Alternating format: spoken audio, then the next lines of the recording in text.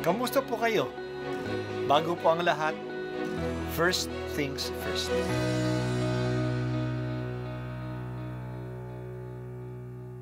Good morning po. Sinisimulan po natin ngayon ang first things first. At dito po, tinatalakay natin sa unang bahagi ng umaga natin ay ang first readings na binabasa po sa banal na misa. Ito pong tinatalakay natin kasi madalas po kasi marami na tayong alam tungkol sa gospel readings. Pero konti po ang nagsasalita sa first readings. Pero ang first readings, bahagi din po yan ng Biblia, ng banal na kasulatan. Kaya susubaybayan po natin ang mga first readings, basahin po natin at kuminsan kailangan ng basahin ng 2 o 3 beses bago maintindihan kasi hindi po tayo familiar sa mga istorya at sa mga kaisipan na tinatalakay dito. Ang pagbasa mula sa aklat ni Propeta Daniel. Noong mga araw na iyon, sinabi ni Daniel kay Nabucodonosor, "Mahal na hari, ang napaginipan ninyo ay isang malaki at nakasisilaw na ribulto. Nakatayo ito sa harapan ninyo at nakatatakot tingnan. Ang ulo nito ay dalisay na ginto, pilak ang dibdib at mga bisig, tanso ang tiyan at ang mga hita. Ang mga binti at mga paa ay bakal at luwad. Habang ito'y tinitingnan ninyo, may batong natipak sa bundok. Bumagsak sa mga paa ng ribulto at nadurog ang mga paa. Pagkatapos, nadurog din lahat ang bakal, luwad, tanso, pilak at ginto, ano pat naging parang ipa. Tinangay ito ng hangin at walang naiwan kahit bakas. Samantala, ang tipak ng batong bumagsak dito ay naging isang napakalaking bundok na pumuno sa buong daigdig. Mahal na hari, iyan po ang inyong panaginip at narito naman ang kahulugan. Kayo ay pinagkalooban ng Diyos ng kaharian, pinuspos ng kapangyarihan, kapamahalaan at karangalan. Niloob ng Diyos na masakop ninyo ang lahat ng tao, hayop at ibon sa lahat ng dako. Kayo ang katumbas ng ulong ginto. Ang susunod sa inyo ay ikalawang kaharian, ngunit mahina kaysa inyo. Pagkatapos, lilitaw ang pangatlong kaharian na sinasagisag ng tanso, at sasakupin nito ang mga naunang kaharian. Ang pang-apat na kaharian ay sintigas ng bakal. Katulad ng nagagawa ng bakal, dudurugin ng kahariang ito ang buong daigdig. Ang ibig namang sabihin ng nakita ninyong mga paa na yari sa bakal at luwad ay ito: mahahati ang kaharian, ngunit mananatili ang tigas ng bakal, pagkat ito'y pinaghalong bakal at luwad. Ganito naman ang ibig sabihin ng mga paang yari sa pinaghalong bakal at luwad: magiging makapangyarihan ang kaharian, ngunit madaling babagsak. Kahulugan ng pinagsamang bakal at putik ay haluang pag-aasawa, ngunit hindi ito magtatagal. Kung paanong di maaaring paghaluin ang bakal at putik sa panahon ng kahariang iyon. Sa panahon ng mga haring yaon, ay magtitindig ng isang kahariang hindi maibabagsak kailanman, ni masasakop ninuman.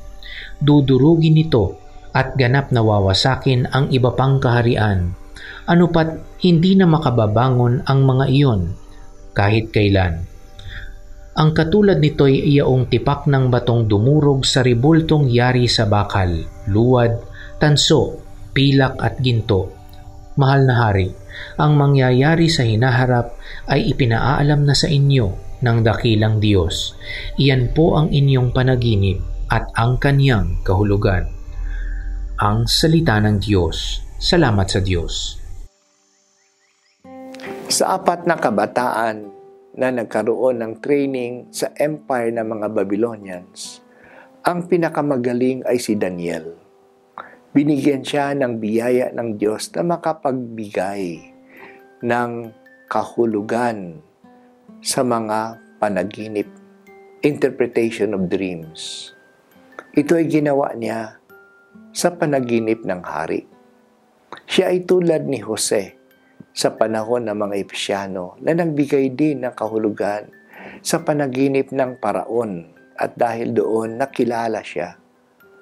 Kakaiba ito sa pangyayari kay Daniel kasi hindi lang naghahanap ng interpretation ng hari para hindi siya lokohin ng mga magicians at mga interpreters ng mga dreams. Hindi niya sinabi ang kanyang panaginip. Dapat nilang sabihin sa kanya ang panaginip niya at bigyan siya ng interpretation.